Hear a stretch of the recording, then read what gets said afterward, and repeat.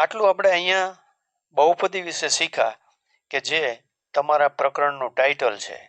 પણ ટાઇટલ સમજતા પહેલા આપણે ચલ, સહગુણક, ઘાતાંક, બેઝિક પદાવલી આ વિશે બરોબર સમજ મેળવી હોય તો તમને બહુપદી સમજવામાં ખૂબ સરળતા રહે છે. એટલા માટે આપણે એની ચર્ચા કરી છે. ત્યાર પછી આની અંદર આપણે આગળ જઈ તો આવે છે બહુપદીના પ્રકાર વિશે. હવે આપણે બરોબર ટ્રેક ઉપર આવી ગયા છીએ આપણા પ્રકરણ માટે. તો બહુપદી છે એના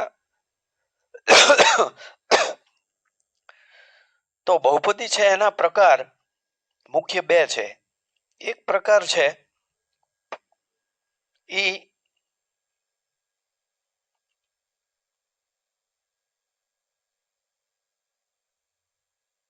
પદને આધારે ગણવામાં આવે છે. એની અંદર કેટલા પદ છે એને આધારે બહુપદીનો પ્રકાર ગણવામાં આવે છે.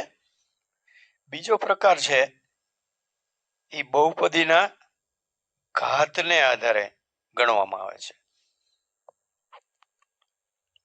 બહુપદીના પદને આધારે પ્રકાર એટલે બેઝ ઓફ ટર્મ્સ અને બહુપદીના ઘાતને આધારે પ્રકાર એટલે base of on exponent. Exponent એટલે ઘાત. હવે પહેલું આપણું જે પ્રકાર છે પહેલો પદને આધારે પ્રકાર, અહીંયા આપણે એના વિશે શરૂઆત કરશું. પદને આધારે બહુપદી છે એના ત્રણ પ્રકાર છે. એમાંની એક પદી જેને ઇંગ્લિશમાં મોનોમિયલ કહેવામાં આવે છે. ત્યાર પછી દ્વિપદી જેને ઇંગ્લિશમાં બાયનોમિયલ તરીકે ઓળખવામાં આવે છે. ત્યાર પછી ત્રિપદી જેને ઇંગ્લિશમાં ટ્રાયનોમિયલ તરીકે ઓળખવામાં આવે છે. તો વિદ્યાર્થી મિત્રો, હવે આપણે બહુપદીના પદને આધારે પ્રકાર જે જોયા, જેમાં જે બહુપદીની અંદર અથવા જે બેઝિક પદાવલીની અંદર માત્ર એક જ પદ તમને જોવા મળે એને એક પદી તરીકે ઓળખવામાં આવે છે. જે બહુપદીમાં અથવા જે બેઝિક પદાવલીમાં બે પદ જોવા મળતા હોય એને દ્વિપદી તરીકે ઓળખવામાં આવે છે. અને જે બેઝિક પદાવલીમાં અથવા બહુપદીમાં ત્રણ પદ તમને જોવા મળે એને ત્રિપદી તરીકે ઓળખવામાં આવે છે. આના વિશે તમે આગળ 9મા ધોરણમાં પણ સારી રીતે શીખી ગયા છો.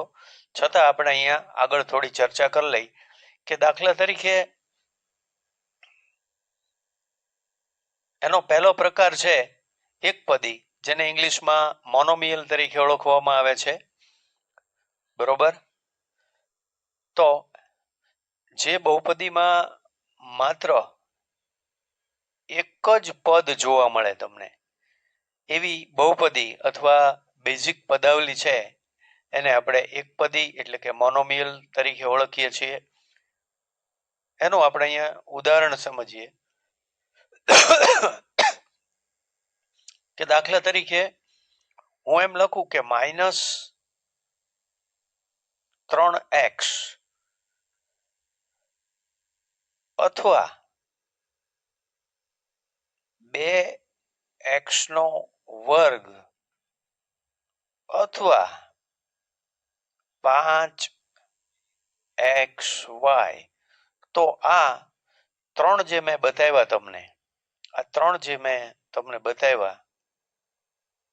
પદ, આ ત્રણ પદ છે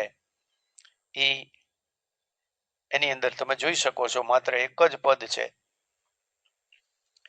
એટલે એને આ તમે જોઈ શકો છો કે આની અંદર મેં ઉદાહરણ તરીકે દાખલા તરીકે ત્રણ પદ લખ્યા છે કે જેમાં -3x, 2x નો વર્ગ, 5xy આ બધા માત્ર એક જ પદ હોવાથી અને એક પદી એટલે કે મોનોમિયલ તરીકે ઓળખવામાં આવે છે. ત્યાર પછી ની ચર્ચા કરશું આપણે દ્વિપદીની. બીજો પ્રકાર છે. તો આ બીજો પ્રકાર છે દ્વિપદી, એને ઇંગ્લિશમાં કહેવામાં આવે છે બાયનોમિયલ. તો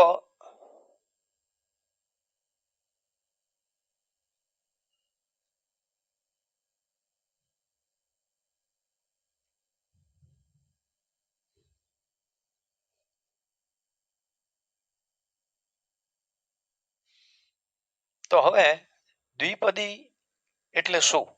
તો કે જે બહુપદી અથવા બેઝિક પદાવલી છે એની અંદર તમને માત્ર બે જ પદ જોવા મળતા હોય, તો આવી જે પદાવલી છે એને આપણે દ્વિપદી તરીકે ઓળખી છીએ, જેની અંદર માત્ર બે જ પદ જોવા મળતા હોય, તો એને આપણે શું કહી છીએ? તો કે દ્વિપદી કહી છીએ.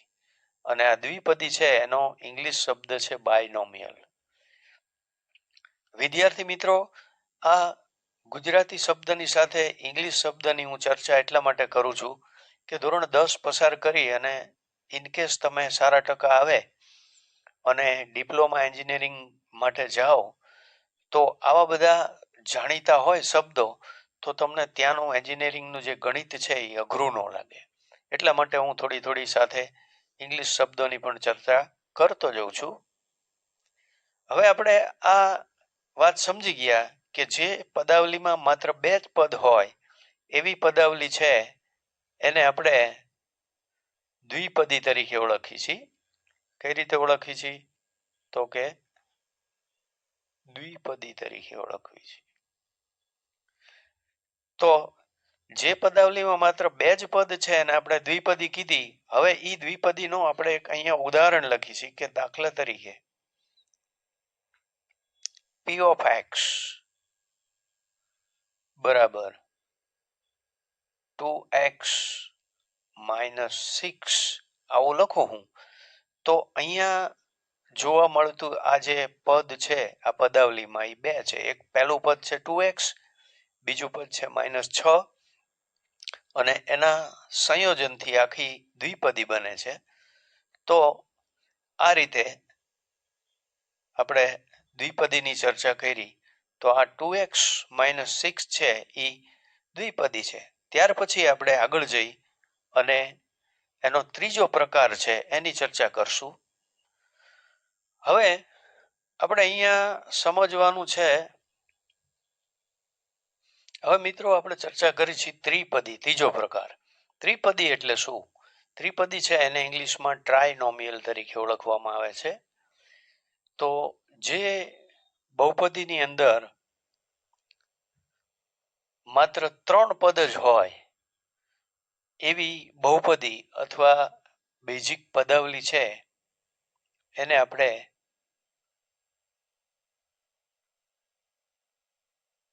ત્રિપદી કહી છીએ. તો આવી ત્રિપદી છે એના એક ઉદાહરણ દ્વારા સમજીએ કે દાખલા તરીકે હું એમ લખું કે p of x બરાબર 2x વર્ગ વત્તા 5x વત્તા 3. તો અહીંયા જે બહુપદી લખી છે એની અંદર તમને 3 પદ જોવા મળે છે. આ પહેલું પદ છે એ છે 2x નો વર્ગ. ત્યાર પછીનું આ બીજું પદ છે એ 5x છે અને આ અચળ પદ છે 3. એમ 3 પદના સંકલનથી આપણને અહીંયા જે જોવા મળે છે એ ત્રિપદી છે. તો આ રીતે પદને આધારે આપણે બહુપદીના 3 પ્રકાર વિશે સમજ્યા. પ્રકાર 1 જેને આપણે એકપદી અથવા મોનોમિયલ કહી છીએ, એની અંદર માત્ર એક જ પદ બહુપદીની અંદર જોવા મળે છે. ત્યાર પછીનો બીજો પ્રકાર છે દ્વિપદી, કે જેની અંદર માત્ર બે જ પદ હોય એવી બહુપદીને દ્વિપદી તરીકે જેની અંદર માત્ર બે જ પદ હોય એવી બહુપદીને દ્વિપદી તરીકે ઓળખવામાં આવે છે. અને જે ત્રીજો પ્રકાર છે ત્રિપદી, તો જે બહુપદીની અંદર માત્ર 3 જ પદ આવેલા હોય તો એવી બહુપદી છે એને ત્રિપદી તરીકે ઓળખવામાં આવે છે. ત્રણેય વિશે આપણે ઉદાહરણ સાથે ચર્ચા કરી. ત્યાર પછી હવે આપણે ઘાતને આધારે આગળ આપણે જોયું કે બહુપદીના મુખ્ય બે પ્રકાર છે. એક પદને આધારે પ્રકાર, જેમાં 3 ચર્ચા કરી, એકપદી, દ્વિપદી, ત્રિપદી. ત્યાર પછી ઘાતને આધારે બહુપદીનો જે પ્રકાર છે એના વિશે આપણે ચર્ચા કરી છે. તો ઘાતને આધારે બહુપદીના આમાં પણ 3 પ્રકાર છે, જેમાં એક ઘાત અથવા સુરેખ બહુપદી, બીજો પ્રકાર છે દ્વિઘાત બહુપદી અને ત્રીજો પ્રકાર છે ત્રિઘાત બહુપદી. તો આમ ઘાતને આધારે બહુપદીના અહીંયા પણ 3 પ્રકાર બને છે. પહેલો પ્રકાર એટલે એક ઘાત અથવા સુરેખ બહુપદી, બીજો પ્રકાર એટલે દ્વિઘાત બહુપદી અને ત્યાર પછી ત્રીજો પ્રકાર એટલે ત્રિઘાત બહુપદી. તો વિદ્યાર્થી મિત્રો, આજે આપણે બહુપદીની અંદર આટલી થિયરી સમજ્યા. તો આ બધી થિયરી છે એ તમને હેતુલક્ષી માટે ખૂબ કામ લાગશે. બોર્ડની પરીક્ષામાં સેક્શન એ ની અંદર 2 માર્કનો હેતુલક્ષી પૂછાતો હોય છે અને દાખલા એમ આ પ્રકરણની અંદર કુલ 6 માર્કનું પૂછાતું હોય છે અને મોટાભાગના નબળા વિદ્યાર્થીઓ પણ આ પ્રકરણની અંદરથી પૂરેપૂરા માર્ક કવર કરી શકે છે.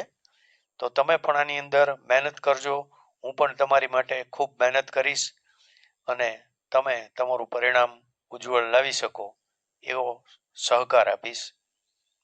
તો આપણે આ વિડીયોમાં આપણે આટલું અહીંયા રાખી છીએ. ત્યાર પછીનું જે કંઈ અભ્યાસ આગળ કરશું એ પછીના વિડીયોમાં આપણે સમજશું. Thank you so much.